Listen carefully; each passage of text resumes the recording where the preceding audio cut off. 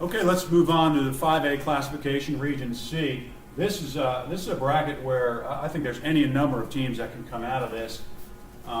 Really interesting right off the bat. We talked about Freedom and Potomac Falls in their 4 overtime game the other night. So I'm sure there's a great celebration and a great high for them and a great low for Potomac Falls coming out on the short end of that thriller.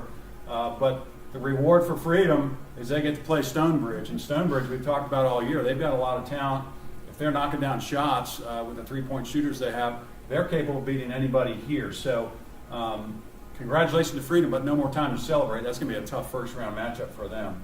Tusky against Edison, again, another good first-round game.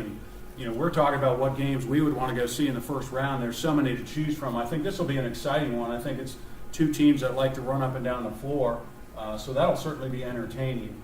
Potomac Falls, again, coming out on the short end of that 4 overtime game against Freedom in the championship. They'll play TJ. Both teams very well coached, run good stuff, play defense. Potomac Falls more talented.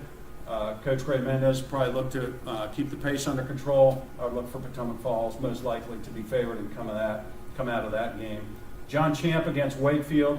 Wakefield has been there many times in the past. Obviously, Tony Bentley's got a great program going on. Kevin, I know you see some things in Champe that maybe points to this game as a tougher one than people might think. Yeah, I've seen Champe play, very athletic, a little bit better than people think. They will definitely give Wakefield a run for their money. It's at Wakefield, so I'm going to give the advantage to Tony Bentley and his team. But, overall, Brian, I see this region kind of as a cross-country meet. Everybody wants to run, with the exception of Jefferson. And Mark Ray Mendez does a great job, very cerebral in his approach with the X's and O's. Potomac Falls is not in for an easy game, but I do in the end see Potomac Falls winning here. Freedom at this side of the bracket, I think they can move on if they can get through Stonebridge. But a lot of fun games, a lot of points are going to be scored, a lot of strong players. Here you're talking about Zion Collins here at Freedom, Evan Buckley and Ben Kling, James D. Luigi, Chandler Tootin, Alex Bailey playing well, Marquise Washington for Edison. We talked about Ian Anderson.